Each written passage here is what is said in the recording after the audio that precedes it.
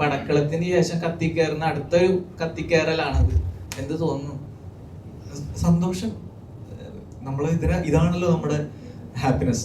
നമ്മുടെ പ്രൊഫഷൻ വെച്ച് നോക്കുമ്പോൾ ഈ ഒരു റെസ്പോൺസ് അല്ലെങ്കിൽ ഇങ്ങനെ കിട്ടുന്ന ഹാപ്പിനെസ് ആണ് നമ്മുടെ അറ്റ്മോസ്റ്റ് ഹാപ്പിനെസ് എന്ന് പറയാൻ പറ്റുന്നത്. അപ്പോൾ അത് കിട്ടുന്നതിൽ ഒരുപാട് സന്തോഷം.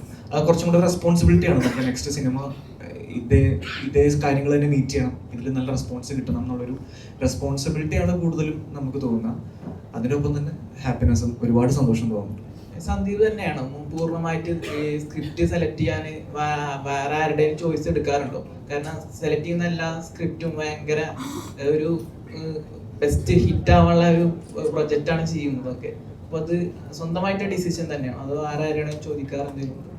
ഇല്ല, സ്ക്രിപ്റ്റ് എന്ന് പറയുന്നത് ഇപ്പം ബാക്കിയെല്ലാം നമുക്കിപ്പോൾ ഒരാള് എന്താ പറയാ ഒരു ഹെൽപ്പ് എന്ന് പറഞ്ഞുള്ള രീതിയൊക്കെ. പക്ഷെ സിനിമ എന്ന് പറയുന്നത് ടേസ്റ്റിന്റെ ഒരു ബിസിനസ്സാണ്. നമുക്ക് ഇഷ്ടപ്പെടുന്ന ഒരു ടേസ്റ്റ് ഉണ്ടല്ലോ. നമുക്ക് ഇഷ്ടപ്പെടുന്ന ഇപ്പൊ എനിക്ക് ഇഷ്ടപ്പെടുന്ന സിനിമ ചിലപ്പോൾ ബ്രൂവിന് ഇഷ്ടപ്പെടണമെന്നില്ല, ചിലപ്പോൾ രണ്ടും നമുക്ക് ഒരുമിച്ച് ഇഷ്ടപ്പെടണമെന്നുണ്ട്. അപ്പൊ ഇതെല്ലാം ഒരു ടേസ്റ്റ് ആണ്. അപ്പൊ ഞാൻ അത് ജഡ്ജ് ചെയ്യാൻ ഒരാളെ വെച്ച് കഴിഞ്ഞാൽ അദ്ദേഹത്തിന്റെ ടേസ്റ്റും എന്റെ ടേസ്റ്റും ചിലപ്പോൾ മാച്ച് ആവത്തില്ല. അപ്പം എനിക്ക് ഇഷ്ടപ്പെടുന്ന സിനിമകൾ എനിക്ക് തന്നെയല്ലേ ചൂസ് ചെയ്യാൻ പറ്റുള്ളൂ. അപ്പൊ അതുകൊണ്ട് ഞാൻ തന്നെയാണ് മോസ്റ്റ്ലി എല്ലാം ചെയ്യുന്നത്.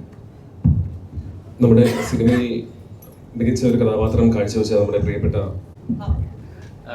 ബ്രോ ചെയ്യുന്ന എല്ലാ സിനിമകളിലും നമ്മുടെ ക്യാരക്ടർ റെക്കഗ്നൈസ് ചെയ്യുക, അല്ലെങ്കിൽ നമ്മളെ ആ ക്യാരക്ടറിലെ ആളുകൾ വിളിക്കുക, അത് കൊണ്ടാകുമ്പോൾ കരിയറിൽ ഏറ്റവും നല്ല ഗ്രാഫിലാണ് നിൽക്കുന്നത്. അപ്പോൾ ആ സമയത്ത് നമ്മൾ ചെയ്യുന്ന കഥാപാത്രങ്ങൾ എത്രത്തോളം പ്രേക്ഷകരിലേക്ക് എത്തണം, അല്ലെങ്കിൽ എത്രത്തോളം അഡ്വഞ്ചറീസ് ആവണം, അല്ലെങ്കിൽ എൻ്റെ കഥാപാത്രം ഇതേപോലെ പ്രേക്ഷകരിലേക്ക് ഓർക്കണം എന്ന് വിചാരിക്കുക ഓരോ ആർട്ടിസ്റ്റും ചെയ്യുന്നത്. അപ്പം അതേപോലെ റിസ്ക് എലമെന്റ്സ് ഉള്ളതും ഞാൻ റിസ്ക് എടുക്കണം എന്ന് വിചാരിച്ച് ചെയ്യുന്ന സിനിമകളുണ്ടാവും. അല്ലെങ്കിൽ കുറച്ച് റിസ്ക് ഇപ്പോൾ ഞാനിപ്പോൾ സേഫ് ആണ്, അല്ലെങ്കിൽ റിസ്ക് കുറച്ചുള്ള കഥാപാത്രങ്ങൾ മതി, ഇതേപോലത്തെ കഥാപാത്രങ്ങൾ പ്രേക്ഷകർ സ്വീകരിക്കും എന്ന സ്റ്റേജിൽ നിൽക്കുമ്പോൾ അപ്പോൾ ഇതിലെ ഇവർ പറഞ്ഞു വെച്ച് നോക്കുമ്പോൾ ഒരുപാട് റിസ്കുകൾ എടുത്തിട്ടുണ്ട് ഈ സിനിമയ്ക്ക് വേണ്ടിയിട്ട്. ഇത് വർത്താണ് എന്ന് തോന്നിയൊരു മൊമെന്റ് ആണ്. ഉറപ്പായും അത് ഇവരെന്നെ വിളിക്കുന്നത് തന്നെ ഞാൻ ആ സ്ക്രിപ്റ്റിന് കേൾക്കാൻ പോകുന്നതിന് മുന്നേ, ഞാൻ വായിക്കുന്നതിന് മുന്നേ തന്നെ എൻ്റെ 50% എനിക്കിത് ചെയ്യണം എന്നുള്ളൊരു ആഗ്രഹത്തോടെ പോയൊരു ക്രൂ ആണ് ഇവര്. അപ്പം ചെന്നപ്പോൾ തന്നെ ഞാൻ എക്സൈറ്റഡ് ആയിരുന്നു. ചേട്ടാ വേഗം വായിക്കാം എന്നുള്ള ആ ഒരു ഇതിലാണ് ഞാൻ അങ്ങോട്ട് അപ്രോച്ച് ചെയ്തത്. അപ്പോൾ വായിച്ചു തുടങ്ങിയപ്പോൾ ഇതിപ്പം നിങ്ങൾ സിനിമ എത്ര പേരുണ്ട് കണ്ടു എന്ന് എനിക്കറിയില്ല ഇപ്പോൾ.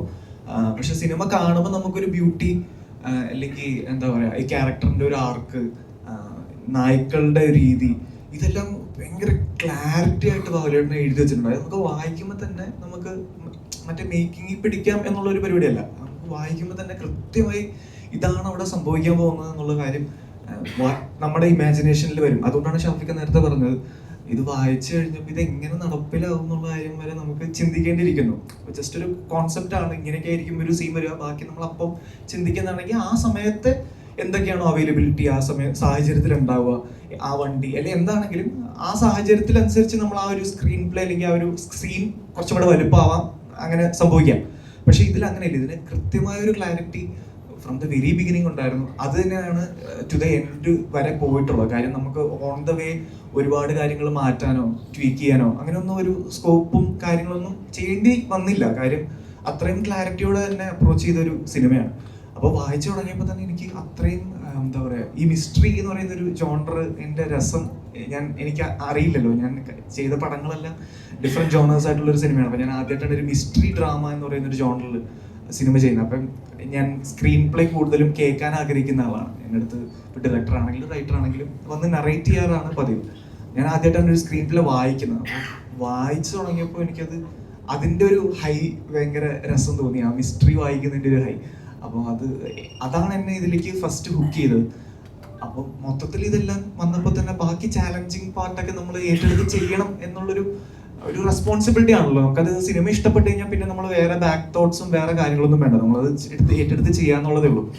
ബാക്കി ഇപ്പം ഞാൻ അവരോട് ചോദിച്ചു ഇത് ഞാൻ ചെയ്താൽ സെറ്റാകുമോ, കാര്യം എൻ്റെ ഈ കൊച്ചി സ്ലാങ്ങും ഞാൻ ചെയ്തേക്കുന്ന സിനിമകളൊക്കെ കുറച്ചും കൂടെ ബിഹേവിയർ ഓറിയന്റഡ് സിനിമയാണ്. നമുക്ക് അപ്പം ഇഷ്ടമുള്ള കൗണ്ടറുകൾ പറയാം, ട്വീക്ക് ചെയ്യാം, നമുക്ക് നമ്മുടെ രീതിയിൽ പറയാം. പക്ഷെ ബാബുലേട്ടൻ കുത്തും കോമയും മാറ്റാൻ സമ്മതിക്കില്ല. ഞാൻ ഇവിടെ ഈ ഒരു എടുത്ത് ഇപ്പുറത്തിട്ട് ഓക്കെ ആണെന്ന് പറയുമ്പോൾ ഏട്ടാണ് ഇത് തന്നെ പറഞ്ഞാൽ മതി എന്ന രീതിയിൽ.